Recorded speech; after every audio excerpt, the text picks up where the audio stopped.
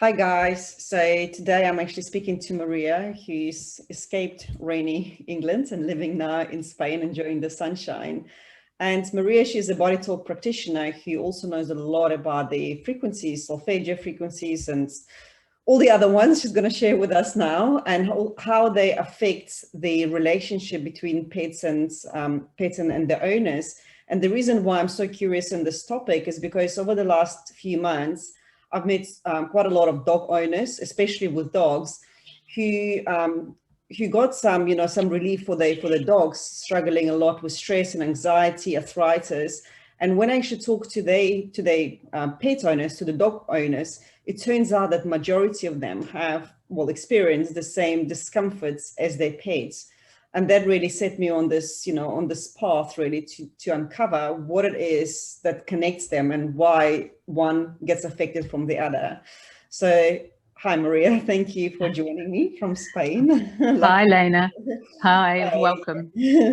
Thank you. So, yeah, I mean, it's just over to you, really. If you can just share with us, a bit of information that will help pet owners to deal with their dogs or the cats. I mean, I know we just spoke about cats, which is quite interesting. Their stress and anxieties. I'm sure so many people would really appreciate that information. Yeah, of course, I'd love to. Of course, I'd love to. So I work primarily with the Body Talk system, which is a consciousness-based healthcare modality, which enables me to tune in, whether it be to a human or to an animal, as to the balance of the body's energies. So what I know of animals, particularly our pets, so you're looking at dogs, cats, horses, any animal that really spends a lot of time with the humans, either around them or living in the home with them, is it changes the natural consciousness dynamic of that animal. So most animals live in the moment. They pretty much, life is simple for them. And then depending on whether it's a dog or a cat, they have other nuances. So for example, a dog will love to be in a pack environment. It wants companionship, and it will do all that it can to complement its pack, even to the detriment of its own health. So when you get a dog living in a home, what it's doing is the humans become that pack, and any other animals that live there as well. They all become part of that pack. So the dog will obviously find its place within that environment. But what happens is the dog can take on an illness that is in the family, that human family. So rather than just maybe like a cat would maybe heal it, because cats just generally are very independent. They don't, they've got the blissful life. They just look for enjoyment. A cat would come over to a human, might lay on the human in a certain area where there's pain, injury, or an imbalance. The purr is a frequency, it's a vibration they'd need. And all of those things would help to heal or balance the energy within the human being. A dog, however, doesn't do the healing aspect, but what it does is take on that from the human. So this is why we're seeing a similarity with the ailments like pains. You mentioned arthritis, digestive issues, all sorts of things like that. The dog takes it on from the humans. So what it's doing is it's helping to alleviate the stress that's in the pack, and it will take on the energy itself and carry it for the human to the detriment of its own health eventually. So the human may experience relief, and then the dog gets poorly. But we don't often see that. We don't realize that that's what's happening. So when the dog, as I say, or any animal lives in the human pack environment, we're changing its natural ability to just be in that moment. And the dog takes on, it can also take on behavioral issues, emotional issues. And we see a lot of change in behavior with pets once they move into a family environment. And depending on the dynamic of that family, depends on what happens to the animal. So it can change, a rescue dog, for example, could come into one family, and if there's a lot of stress, the behavior may be, twice as bad compared to putting that dog into a home where there's no stress. The dog begins to heal. And then once the dog is sort of, relaxed and chilled, and its behavior starts to change, and then if there's something that comes up as like illness in the family, it will then take that on again. And so you mentioned earlier frequencies. And of course, you've got to take into account that, animals living in close proximity to humans, we've got to allow for, frequencies of mobiles, computers, televisions, you name it, all those EMF frequencies, having an impact also because the animals are already within that environment. Their own immune systems are suppressed or weakened because they're within that pack environment. So we have to take all that into account. So from the body talk perspective, when working with animals, we're looking at balancing the frequencies, the energies of the body. But what we do is we work on the whole unit. So we work on the human family, how that affects the animal, the dog, the cat, the reptile. Yeah. You know, whatever animal may be living with them or around them. Horses are another great one. Horses are fantastic at facilitating healing for the humans.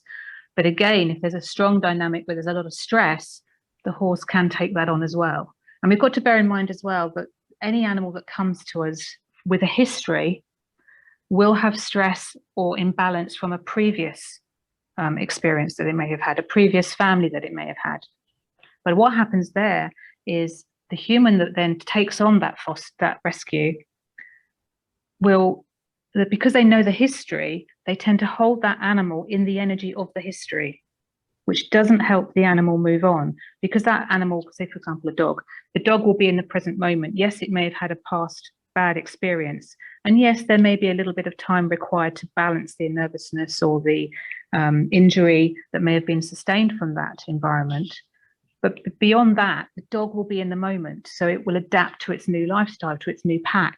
But if the human being doesn't allow the history to leave it behind, you're also keeping that animal in that history. So keeping a little bit of that energy going, keeping it alive. So that comes up a lot within balancing sessions too, is allowing the humans with the animals to let go of not only their emotional stuff they're holding, but to let go of what the dog's holding. And in turn, that creates a much better balance all round. Mm-hmm. So how can they do that? I mean, what's the way, you know, that they can do it? Obviously, I mean, for EMF, I know they can use certain protections and that's Well, what we can do from the body talk perspective, when we look at the imbalance in a human or an animal, we're looking at that person or that animal's own protective energy.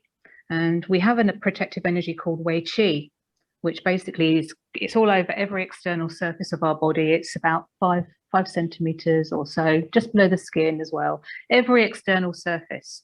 So that would include the eyes, in the ears, down through the nose and mouth, down into the lungs, down through to the stomach, all through the intestine passage and out the other end. All of those tube areas, if you like, and that the eyes and ears are external to the internal body. And there's a Wei Qi energy that covers all of that to protect us from EMF, from other frequencies that perhaps could invade and therefore create an imbalance in the way the body-mind is working. So what you can do is you can allow the client's own innate wisdom, which is the wisdom that knows how to heal the person or the animal, to create a better balance for them. A lot of the time, it's not just about strengthening Wei Qi. It's often interrelated to an emotional experience, to an environmental experience. And you need to balance the perception of the person or the animal to it to create the better balance and strengthen the Wei Qi from that internal perspective. It's not just a matter of plugging in some energy to the Wei Qi and it's better, you're strengthened, you're protected. No, we need to look at the underlying causes. And a lot of the time, if there's other imbalances, which can be emotional, physical, mental, spiritual, environmental, cultural, you name it, the whole kit and caboodle. Yeah, all that baggage has a weakening impact on that balance. So body talk can look at the layers using innate to guide us as to what balance is required, in what order, to strengthen our own natural ability to these environmental and EMF frequencies. And when it comes to healing too, there's so much in our environment we can use to help with our own, healing in the way of frequency, like music. We mentioned solfeggio frequencies, which are freely available online now. Binaural beats is another great way to get the mind and body into a much deeper, relaxed zone, creating a delta or theta brainwave pattern so you can relax, meditate, sleep better. So there's lots of external frequencies that are really good for us. But if you're already in a weakened spot where there's a lot of imbalances going on, or in your environment there's a lot of stress, then these things, they're going to be temporary until you can look at the deeper issues. So certainly for our pets, whenever you're looking at an illness or an imbalance there, it's really important for the human owners, I keep calling them humans, but when you're looking at it from the pet's perspective, for them to have a good look at what's going on in that family matrix. And we call it a matrix because it's a group of energy that's created when there's more than one person that comes together, whether it be humans, animals, or whatever. We call that a matrix dynamic. And you balance the whole matrix. So, and it's so powerful when you do that because it has an impact on everybody, including the pets. Yeah. So some great tips. So basically, if someone is listening to it and they can relate with a stray dog or whatever, pets and animals they have, they can play music, right? I mean, it's free. You can just go on YouTube, solfeggio frequencies, or even like healing frequencies for dogs, anti-anxiety. You can play that. Yeah. I mean, not even specific to pets. I mean, if you put on music in your house, and it's relaxing music and there's a solfeggio frequency behind, which helps to bring us into maybe a better balance, say toward the earth frequency. But you can look at different frequencies, see what you're attracted to, play the music, and the animal in the house will still receive the benefit of that. Absolutely. And another thing I always say to everyone, watch out where your pets hang out, because if they like to curl up next to Wi-Fi router, probably not the best. And I know the cat owners love it when the cat just sits on the laptop, also not a best spot. Just be more cautious, obviously get some EMF protection and get in touch with Maria to find out more about how you help pets and the humans, I guess, to get into the resonance, vibration. Yeah, very much. I mean, I think it's important for the humans to realize or become aware of their own imbalances. Because if you're a stressed human and your cat is laying on your laptop, trying to get your attention while you're working, that cat is actually trying to help heal you from that stressful imbalance. That's interesting. So and there might be an impact from being on the laptop for the cat, but primarily the cat is trying to say to the human, you're not as relaxed as you'd like to be, actually, and I'm here to sort of give you help you get a break from this. So there's that to play with dogs. Again, that's a different dynamic. If the dog's coming over, it's because it's wanting to take on the stress. So it is more likely to take it on. I mean, whereas cats can be much more flippant and they don't keep the energy. They'll just say, no, you keep it, but I'm here to heal if I want to, in their own way. But dogs, no, dogs will just come in and they'll absorb everything. Okay, so that's amazing.